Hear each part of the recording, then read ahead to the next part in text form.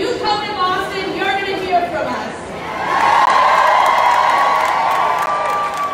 We stand with survivors. We believe Dr. Ford.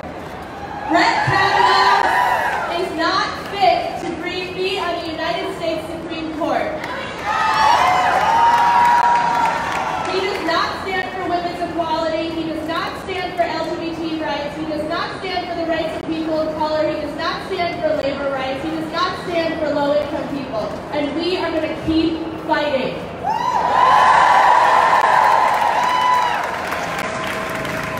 If you're anything like me, after the events of Thursday and Friday, you're angry, you're sad, and you're grieving. But you are not going to give up. We are here today because we refuse to give up, and we are going to make our voices heard. And so our message, loud and clear, to Senator Flake, just over there, is if you come to Boston, you have to look us in the eye because we believe survivors.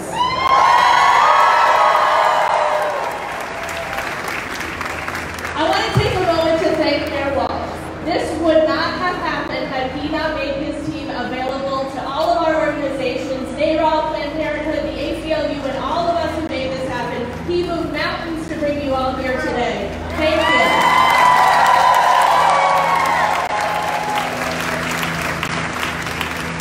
You're going to hear from quite a few elected officials today, but there are some here that I just want to give a special shout out. They're in the crowd. Senator Brownsberger, Representative Michaelowicz, Rep. Roeder, Rep. Conley,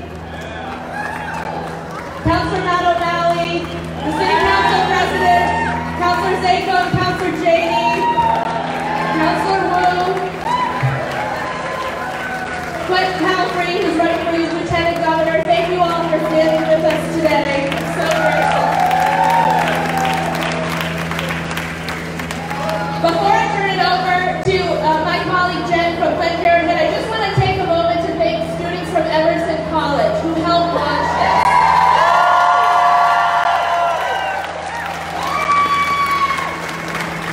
You're going to hear from elected officials, you're going to hear from survivors today, you're going to hear from nonprofit organizations, but it's the students who lit the fire.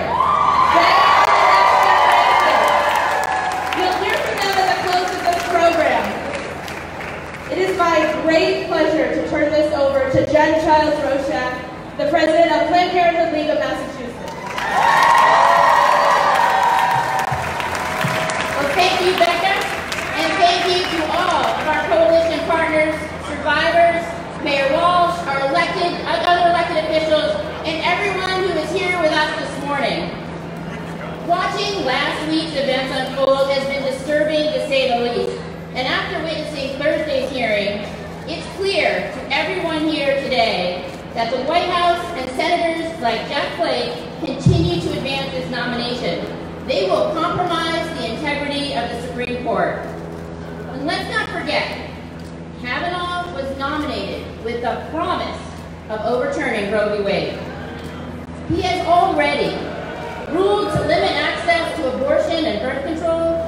He has parroted extremist false information about birth control. And now, we are seeing politicians try to rush his confirmation despite a cloud of doubt about his behavior, his character, and judicial temperament. And in Washington, D.C., and all across the country, survivors are outraged and want their senators to know that a vote to confirm Kavanaugh is a vote against the right to safe and legal abortion, a vote against those who access health care through the Affordable Care Act, and a vote to ignore survivors. Kavanaugh cannot be put into a position where he gets to determine the health and constitutional rights of women for generations.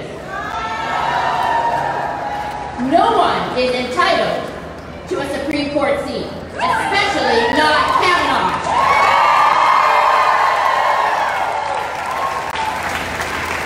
And it is time for Senator Flake and his colleagues to reject this nomination. Thank you so much for being here today. I'm going to toss things over to my friend and colleague, Carol Rose from the ACLU. Hello, good morning everyone, and thank you so much for being here. I'm Carol Rose, the Executive Director of the ACLU of Massachusetts, and I'm so proud to stand here with NARAL Pro-Choice Massachusetts, Planned Parenthood of Massachusetts, survivors of sexual assault, and all people who care about the integrity of our democracy and our judicial system. That's all of you. And we say, have a what? Have a no! Have a no! Have a no! We heard, those of us who watched those bruising hearings last week, came away. On one hand, we had Dr. Ford, an incredibly credible person testifying against Brett Kavanaugh, who was simply unhinged in his testimony. He showed us, that's right, he dissembled, he lied, he misled. He showed that he was partisan. He showed that he lacked any ounce of judicial temperament, and he showed that he is simply not fit to serve on the highest court in the land. No one has a right to sit on the U.S. Supreme Court, and yet Brett Kavanaugh seemed to think or act as though he believed somehow he had a right to do so. And we know better. Why do we know? Because we at the ACLU are in the courts day in and day out, defending the real lives of real people and their rights. And just last year, when the ACLU represented a young woman, Jane Doe, an unaccompanied minor, who came into our country and was locked up in detention, she found out she was pregnant. And she wanted to exercise her legal right to get an abortion and terminate that pregnancy. The ACLU represented her so that she could get out of detention and get that abortion. And who stood in the way? Judge Kavanaugh. And that's right. Have a what?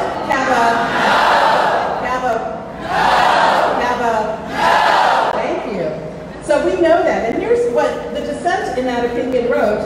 A woman judge, just saying. Patricia Millett wrote that Judge Kavanaugh's decision would sacrifice the 17-year-old constitutional liberty, autonomy, and personal dignity for no justifiable government reason. Now, the ACLU appealed that Judge Kavanaugh's ruling to the full court, and we overturned that horrible ruling. But if he gets on the highest court in the land, then that ruling becomes the law of the land. And that's why we say no to Judge Kavanaugh. That's right. But our victory is a reminder that when we stand together and when we fight, we win. And so we will stand together to say no on Brett Kavanaugh. He's not worthy of the promotion. A judge who is under investigation, nominated by a president who is under investigation, should not be confirmed. That's right. Thank you.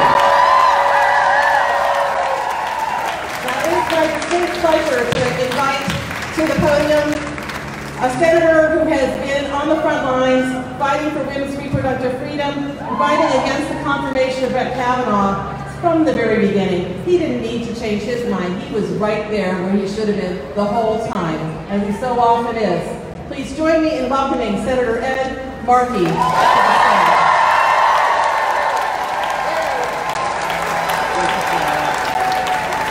Thank you, Carol. Thank you, ACLU. Thank you, Planned Parenthood. Thank you, NARAL, for putting together this incredibly important rally on very short notice. Thank you to the greatest mayor in the United States, marty-walsh, for hosting this event today. And most importantly, thank you to all of the survivors who have stepped forward courageously to tell their stories, to act in the same way that Dr. Blasey Ford acted, to give all of us the stories, and to give us the courage to stand with them. We thank the survivors for standing. So we thank all of you for being here. We are Massachusetts. We are the revolutionaries. This is where the abolitionist movement started. This is where the suffragette movement started. This is where the Affordable Care Act movement started. This is where the gay get started, this is where the revolution starts. To say that Brett Kavanaugh will not serve on the Supreme Court of the United States of America. And we stand here today to say we believe Dr. Blasey Ford. We believe that she is telling the truth because it was hard for her, but she did our country an invaluable service by coming forward, by testifying before the United States Senate and telling the entire country her story about Judge Brett Kavanaugh. I applaud her for her courage. We owe her a deep debt of gratitude. She was a role model for all of us, for all children, for all future generations. She has given new meaning to what it means to be a good citizen of the United States of America. She was compelling, she was convincing, she was courageous, she had nothing to gain, and she had everything to lose, but she courageously stepped forward to tell her story, and now other people are telling their stories about their relationship with Brett Kavanaugh. So, ladies and gentlemen, no reasonable, open-minded person could conclude anything other than that Dr. Blasey Ford is telling the truth about what happened between her and Brett Kavanaugh. I believe her, I believe Dr. Ford, but what about the other side of the story? What about Judge Kavanaugh? After we heard Dr. Ford, it was Judge Kavanaugh's turn. And what did we hear? We heard anger. We heard belligerence. We heard evasiveness. We heard disrespect for Dr. Ford and her story. Judge Kavanaugh's evasiveness was surpassed only by his lack of credibility. And his lack of credibility was surpassed only by his lack of judicial temperament. Judge Kavanaugh showed exactly the kind of temperament that we do not want in a justice on our nation's top court.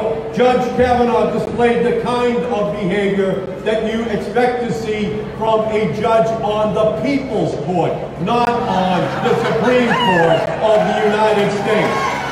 Brett Kavanaugh is not entitled to a job on the Supreme Court. No one is entitled to a job on the Supreme Court, but the American people are always entitled to the truth about who is about to serve on the Supreme Court. Let us get the truth, the whole truth, and nothing but the truth about Judge Kavanaugh and his worthiness to serve on the Supreme Court. Let us have the FBI have an investigation with no duration limit and no scope of investigation. The FBI must be entitled to the right to have a fair, a complete, and a total investigation of Brett Kavanaugh and all of the other accusers who are now coming forward. Sexual assault has no time limit in terms of our ability to know about what happened to not only Dr. Ford, but anyone else who was abused by Brett Kavanaugh. These women have courage. They are now standing up. It is something that they have repressed for years, but because of you, because of people all across this country, they are now standing up. We do not want a justice on the Supreme Court like Brett Kavanaugh, a justice on the Supreme Court who could overturn Roe versus Wade, a justice on the Supreme Court who could repeal the right to have health care for pre-existing conditions. The consequence of having Brett Kavanaugh on the Supreme Court is catastrophic. So, ladies and gentlemen, Donald Trump has his man. The Republicans have their man. But Brett Kavanaugh is not my man, and he is not your man. On the Supreme Court, we have to ensure that we organize, that we raise our voices, that we ensure that in this next week that there is a wave across this country that says overwhelmingly, we do not want Brett Kavanaugh on the Supreme Court of the United States of America. This is a fight for the generations of women who are coming down right now into power in our country. We have to make sure that their voices are heard. It is a fight for truth. It is a fight for health. It is a fight for equality. It is a fight for dignity. It is a fight for the ages. Brett Kavanaugh must not serve on the Supreme Court. My vote is no on Brett Kavanaugh on the United States Supreme Court. Thank you for everything that you are doing.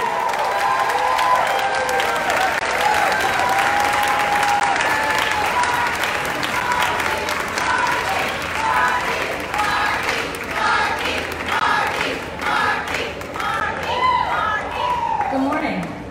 My name is Delia Harrington, and I am a survivor of sexual assault. I'm a member of Boston Area Rape Crisis Center's Survivor Speaker Bureau, and I'm a registered voter.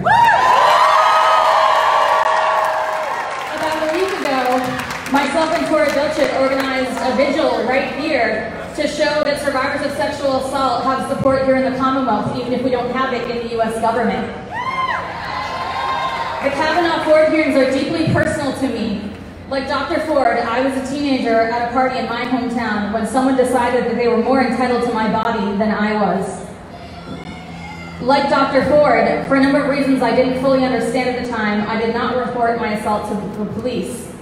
Like her case, my case is one that a lot of people easily dismiss because since I got away, since I lived, since there were no marks, nothing really happened, right? I was fine, so it didn't matter, right? My perpetrator, like hers, is someone who commands respect. So he gets to go on living his life like everything's fine, and I've spent the last decade trying to figure out what to do with my trauma while I try to help other people piece together theirs. The last few weeks have forced me to consider that at some point, I may be in Dr. Ford's shoes, reluctantly pursuing a bastardized morsel of justice well after the fact, the kind of justice that has only brought her death threats and mockery, just like Anita Hill had to do it before her. Even if your story is nothing like mine or Dr. Ford's, I'm sure that just like every other survivor, you know the kind of stress and terror that was on Dr. Ford's face when she had to relive those horrific events on national television.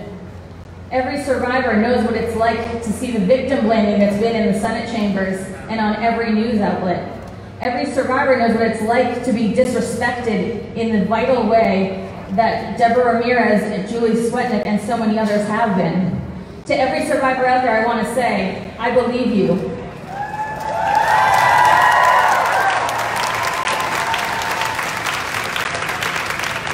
Your story counts and you deserve to heal. But even if you're not a survivor, this is deeply personal to all of us. We all know what it's like to have a powerful man disrespect us publicly and then lash out when we dare to say something about it. Judge Kavanaugh did exactly that last week, and he has plenty of people willing to back him up. This is not just Dr. Ford's fight, it's not just my fight, Anita Hill's fight. It's a fight for all survivors of every gender. It's a fight for everyone who Kavanaugh would trample on their rights. It's a fight for everybody out here, everyone in this crowd, and everyone at home watching. To Judge Kavanaugh, Jeff Flake, the president, and all those other men like them, Dr. Ford's not a scared teenager anymore, and neither am I, and we're coming for you.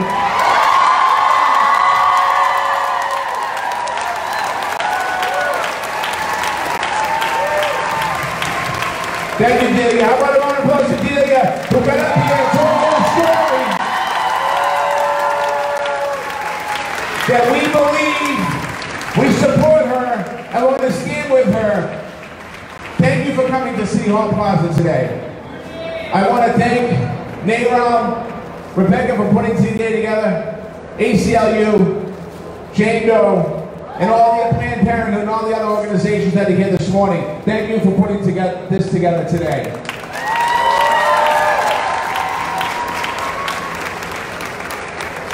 I was walking around before we started this morning, and one of the young women who goes to Emerson grabbed me, and she said to me, "What are you going to do about what's happening?" And that question is right. What are we going to do with what's happening? This must be my 50th rally that I've attended in the last 2 years. A rally for women's rights, immigrant rights, Muslim rights, all of the rights that this administration in Washington are trying to take away. And we all know what's happening right now. And I want to say to the senator, not our senator, Senator Flake, I guess I want to say thank you for asking the question, but that's your job. That's your job. That's your job to vet the nominees sitting on that committee. That's your job to get to the bottom of anybody who's being appointed to the United States Supreme Court, because that appointment lasts for 30 to 40 years. That's your job to ask questions about an investigation. That's your job, and that's the Republican leadership's job to do. They did nothing special last week. There's nothing to thank them about. We thank them for doing their job. That's their responsibility. And I hope as the senator lands in Boston today and comes here to City Hall, the plaza, I hope he understands what Senator Markey talked about, that we're a city of firsts, and we're a nation of firsts, and that it's important for him to understand that he has an opportunity to do something really special at some point next week. Judge Kavanaugh, or Brett Kavanaugh, showed last week that he's not listening. There's no question about that. He showed us, and the Republican leadership showed us, that they're not listening either. They're not listening to the witnesses, they're not listening to survivors, and they're certainly not listening to the American people. The ruling of the United States Supreme Court, what's at jeopardy? We all know. We know workers' rights and voting rights and women's reproductive rights. And so much of our life is in the hands of the United States Supreme Court today. So to answer the woman's question who asked me earlier, what can we do? We can be leaders. We can go out and fight and protest. We can stand up for what is right. We can stand with victims. We can stand with people and let them know that when people are accusing them of lying, that we stand behind them and with them and beside them and in front of them, and we're going to walk with them every single time. That's what we can do. And that's what we have to do.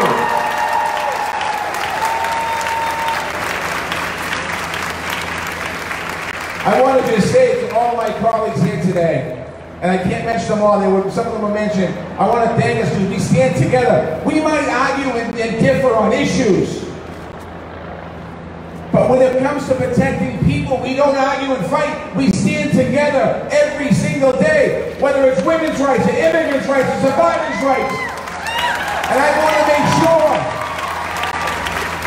we need to send a message to the United States Senate and the Congress that we're paying attention, because these attacks on every average normal day people aren't going to be tolerated anymore.